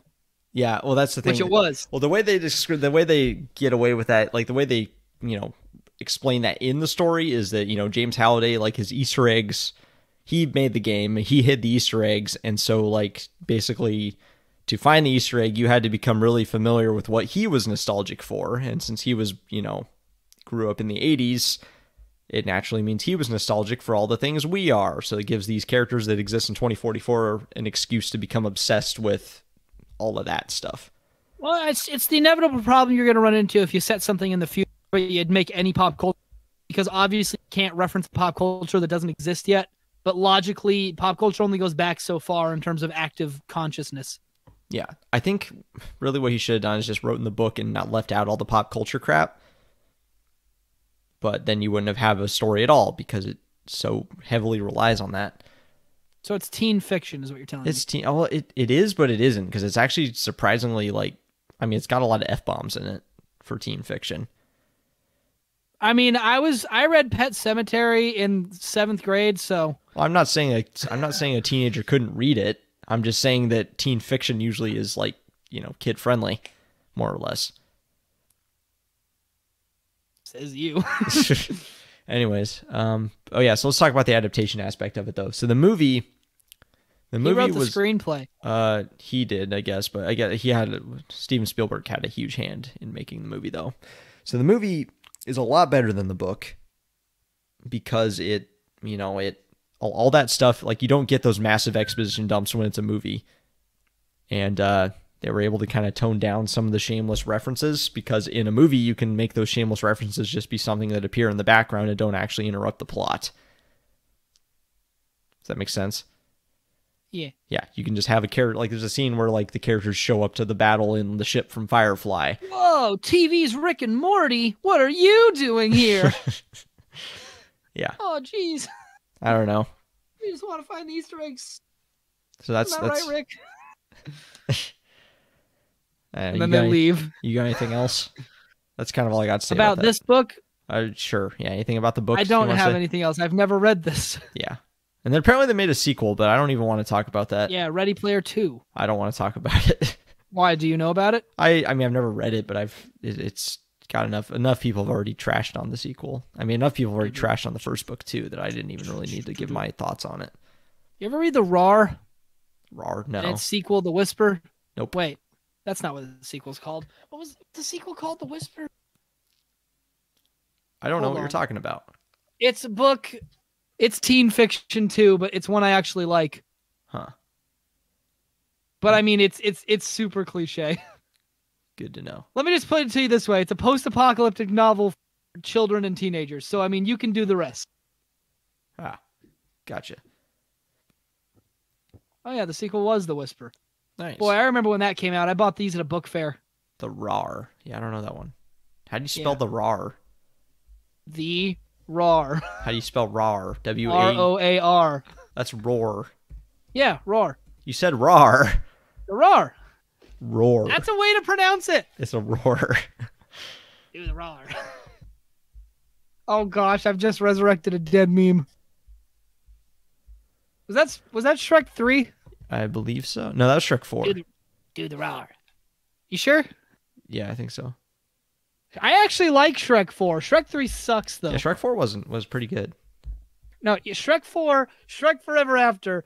That's a great end to the franchise. Honestly, just skip Shrek 3. You don't need it. I mean, it explains why he suddenly has children. Well, I mean, they're a married couple. If you tell me that, okay, this movie takes place sometime after Shrek 2 and they have kids, I don't need that doesn't need to be explained to me. That's a good point. You really do not miss out on anything if you skip Shrek 3. Because I'm trying to think about what actually happens in Shrek 3. And I think the stuff that happens in the movie affects its own plot, but it doesn't really have much of an influence on the rest of the plot. Because the babies are barely in Shrek 3. Yeah, they kind of just come in at the end. I mean, the whole plot of Shrek 3 was that he's supposed to, like, the king dies and since he's married. Is this spoilers? What? I mean, it happened. Spoilers for Shrek 3? No, this is like the synopsis. Yeah. Or the blurb. Frog King dies. He has to go find King Arthur. Meanwhile, he's worried about being... Yeah. Some other things happen. Merlin is there. I think Prince Charming is the villain in this one. Yeah, he wants revenge or something. Yeah, for the events of the second movie. Yeah. Anyways. I mean, just altogether, I'm pretty sure if you just skip over Shrek 3 and go right to Shrek Forever After, you don't miss it. You don't really miss anything. I don't think so either. And Shrek Forever After is a much better movie. And it almost feels solid like, ending. I feel like Shrek Forever, like it almost seems like Shrek Forever After feels the same way because the villain of Shrek 4 is Rumpelstiltskin. Rumpelstiltskin appears in Shrek 3, and he is not even remotely the same person. Yeah, he looks entirely different and has a different voice and everything. So it's almost like they just completely disregarded the third one existed at all, and then made the fourth one. Yeah. Yeah. Hey, you know Shrek is actually an adaptation. I did technically, but it's not really. Yeah, I mean it's a very loose adaptation. Anyways, I guess I got one more adaptation I'd like to talk about, unless you got one you want to talk about. I have one more too. All right, you go ahead. I just ranted about Ready Player Series One. of unfortunate events. Both of them. Both of them. So what do you think of the movie? The movie is garbage and I hate it. Really? I think the movie was pretty good. I mean, I've never read the books. I've hated that movie ever since I first saw it back in elementary school when I first read A Series of Unfortunate Events. I read through all the books, then I watched the movie, and I was like, oh my gosh, what is this? And that was one of my first experiences with terrible butcherings of written words. Oh, you know what? I had the same experience with the Percy Jackson movie. I was a huge fan of those books, and when I was so excited when the movie was coming out, I went and saw it in theaters, and I was like, did they even read the book? Yeah, according to what Mr. B said, he said that apparently the Pearls plot is like a page in the book, and it becomes the whole plot of the movie. Yeah, so that was the weirdest part. Was basically the whole plot of the book is that they have to get back the stolen Thunderbolt, which is in. They believe it was in the movie. They think it was like they believe it was stolen by Hades, and that it's in the underworld, so they have to go down there, and so yeah, the whole in the book the whole quest is about them getting to the underworld and such, and on the way there they run into, I think he falls into the Hudson River and meets a water spirit who gives him these pearls that they could use to return from the underworld. The movie basically. It's the same thing, the lightning bolt's been stolen. They have to get to the underworld to claim it. But those pearls are they have to go on a quest to find the pearls so they can get back. A good chunk of the movie's runtime is filled with them trying to get the pearls, and then they do a bunch of stuff that wasn't even in the book, like battling a Hydra. But that doesn't happen in the book. I mean, I think Hydra is Greek mythology. It has to be a Hydra, right? I'm sure they fight a Hydra at some point in the book. Or not in the first book though. I don't think at some point in the series. I think in the movie they got to fight Hydra and Medusa. Medusa was in the book. It was a little different. And Cerberus. Yeah, they fought the Minotaur. Cerberus? I don't think they fought Cerberus actually. I think they kind of remember. I never read the books, and I only saw the movie once or twice. It's been a long time since I've read the books or seen the movie, but. I think I remember they just kind of encounter Cerberus. I don't think they actually had to fight him. Yeah. But yeah. Not to be confused with Cerebus, the aardvark. Well, yeah, that was my first experience with being disappointed in an adaptation. Yeah, but anyways, no, the movie here, roughly speaking, the movie is basically a very, very best adaptation of the first 3 books, but they take the climax of the first book, move it to the end of the events after the third book, and also it's just bad. It's like they don't have time to do anything, and it's left on a big cliffhanger. So it just sucks. Now the show, on the other hand, from Netflix, chef's kiss. Excellent. Did not. I actually think it's better than the books. Really? Wow. Yeah. Well, I'll tell you why. Put the spoiler banner up. All right. So I don't need to go too much into the details because it's a long book series and you don't need to hear all of it. But bottom line, if you imagine that the plot of the entire books if you imagine that the plot and the lore is a big circle, the books basically are a tiny line that goes through the very bottom of that circle. You see what I mean? You understand what I mean? No. What? Wait, so the plot is a circle in the line? So, okay, imagine that the environment of A Series of Unfortunate giant circle, right? Yeah. A giant circle. Now imagine the plot of the books as a line. The line of the books goes through the very bottom edge of that circle. So and then ends. Do you understand what I'm saying? So you're saying that the plot of the books is a small chunk of some other greater big story?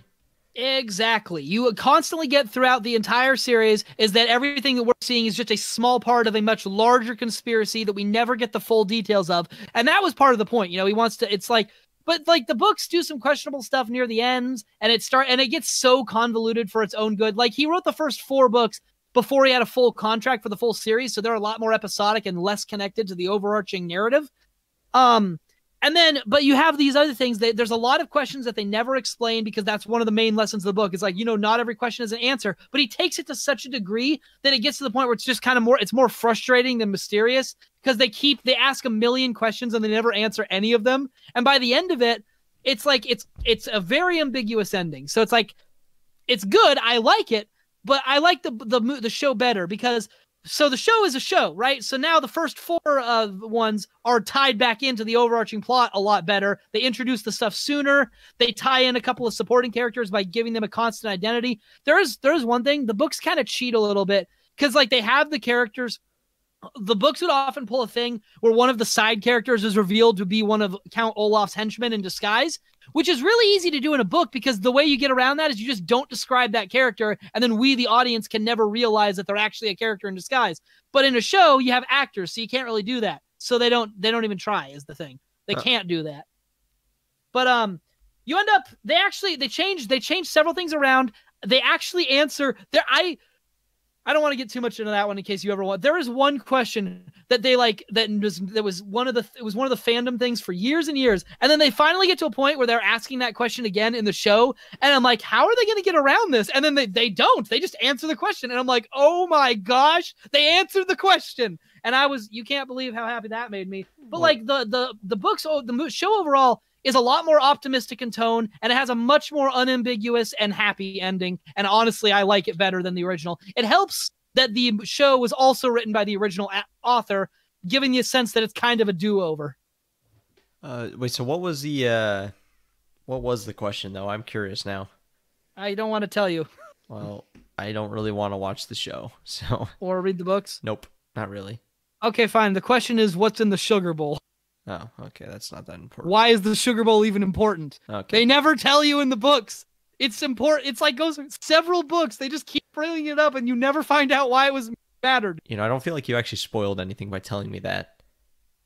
Anyways, well, just in case. But yeah, so I guess here, I'll take spoilers. All right, down tag now. off. Yeah, I'll take spoilers down. So yeah, now my experience with that show. I've never read the books. I've saw the movie when it first came out, but I don't remember it very well. But the movies or the show on Netflix, I watched the first season. I didn't really like it, if I'm honest. How dare you? A lot of it is kind of like what you said, that loves to ask questions and not answer them. That's one of the most. Yeah, but the show actually does answer the questions. Yeah, I mean, I did stop after season 1. I'm sure if I actually got to the very end, things would have been better. But it was more just, I know this is the point of the story, but it was just way too depressing. I know that's the point. The show is less depressing than the books. Which makes me really not want to read the books. But yeah, so the end of season 1 ends on a super down note. And I started watching it the second season didn't come out for a long time after I watched the first season. And I just never went back and finished it. But basically, as it was, when I finished watching it, it was just left in a super unsatisfying spot that was super depressing. And also kind of like had this thing where they just like pull one out from under you. But that was, well, I mean, they didn't really. If you'd read, I wasn't surprised when that happened. Yeah, because you read the books. I was surprised when that happened, and it just kind of removed any ounce of hope. Like that. Which is weird because you're. Okay, I'm just going to put the spoiler tags up because this is way too hard to talk about with being vague. So the thing I'm specifically referring to is the thing where it keeps showing who we presume to be their parents on like some secret spy mission trying to find them. But it never says that it's their parents. No, remember that. Yeah, I know. It just lets you assume that. Yeah, I know. And that's a dick move on the writer's part because it gives us every reason to assume that's who they're talking about.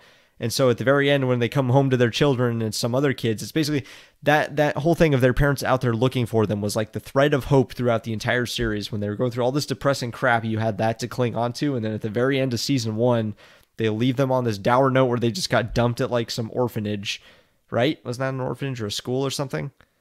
School. Yeah, they got dumped at some depressing school after all this crap just happened. And then it hits you with the gut punch of, oh yeah, those weren't their parents. They have their own kids. So screw you for thinking that.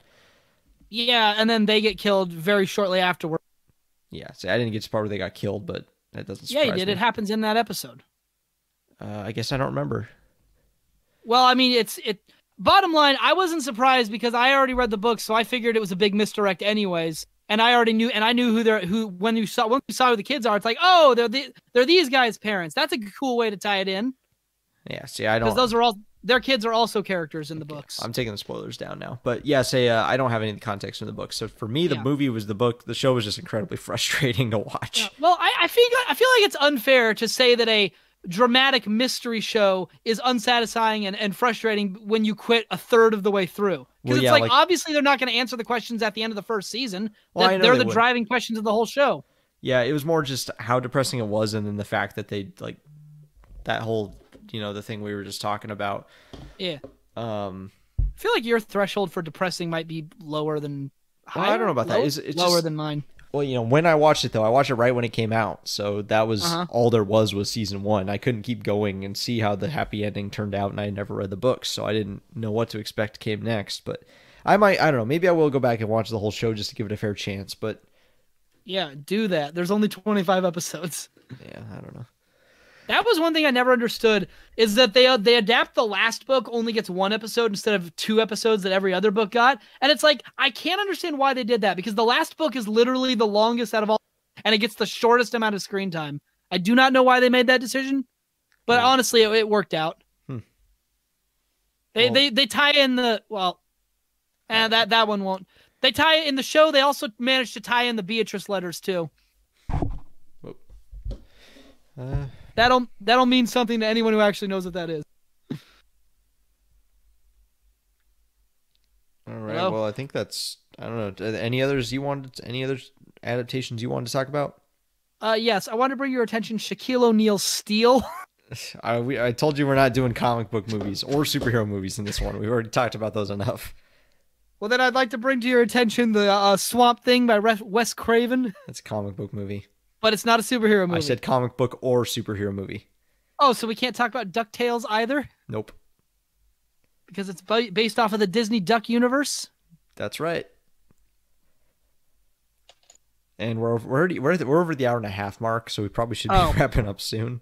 I mean, I figured. Yeah, I don't know. Do you actually have any other? Do you actually have any other? I have one last adaptation. All right. Well, I got one more I want to talk about, so I'll do mine first. I don't actually have one more, so you just go. Oh, okay.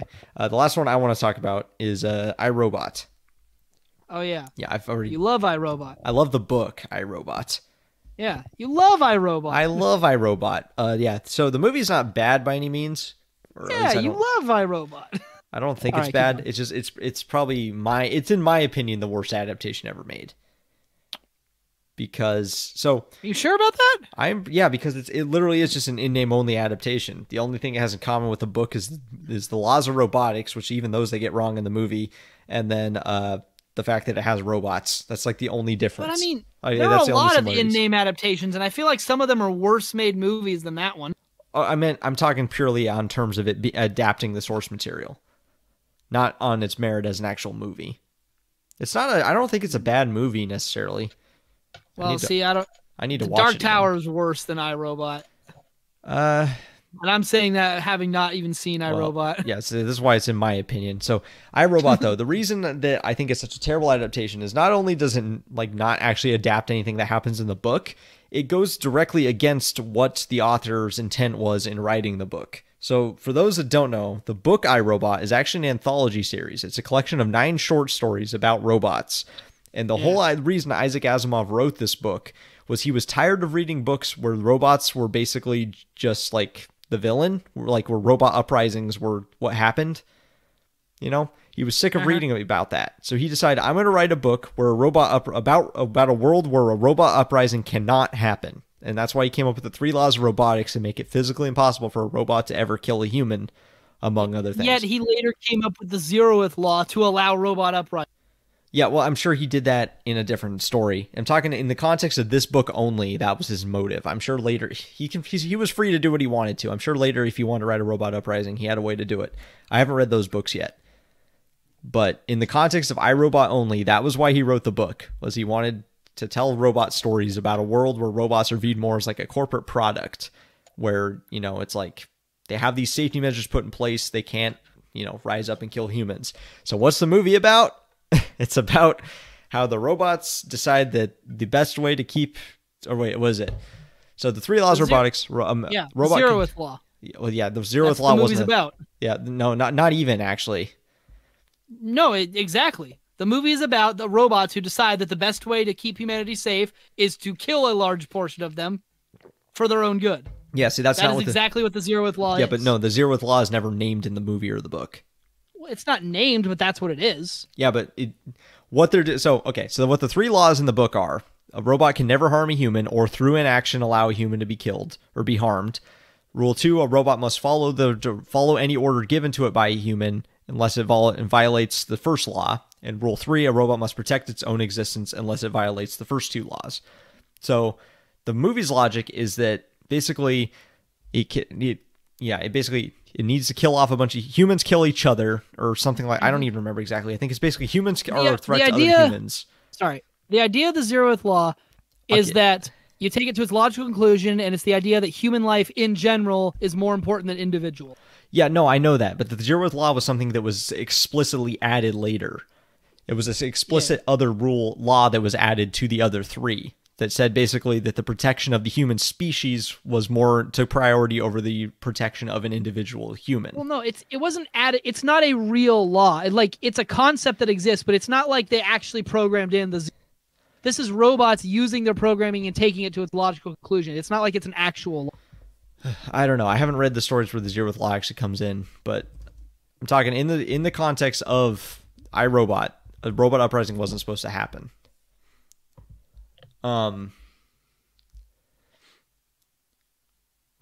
Yeah. So. Anyways, but yeah, but the way the movie handles it goes against the interpretation of the first law. Like the first law, basically the robots are directly killing humans in the movie, and that's not supposed to be possible according to the book. But yeah, basically, aside from that though, it doesn't even adapt one of the stories from the book. None of the stories in the book even remotely resemble what's in the movie. And the book's just a lot more fun. So, I don't know. Should I elaborate on that anymore, or have I already made my point? I don't know. You've probably made your point as far as it relates to this specific. I don't know. You got anything else? I don't know. I guess I'm good for now. All right. I'll start the outro then. All right. Hey, everybody. The outro. You do the spiel. I don't remember it. You do it every time. Hey, guys. The outro of this podcast. It's almost over now, but your time is not over. So here's what you do. Call us at our email, realplaceholderpodcastofficial@gmail.com. Send us messages. Tell us things that can happen. What is that sound? Oh, sorry. That was apparently the vibrations of a road. Anyways, I don't have any more. And neither does he, because we're tired and it's like 10 o'clock at night. So it's over.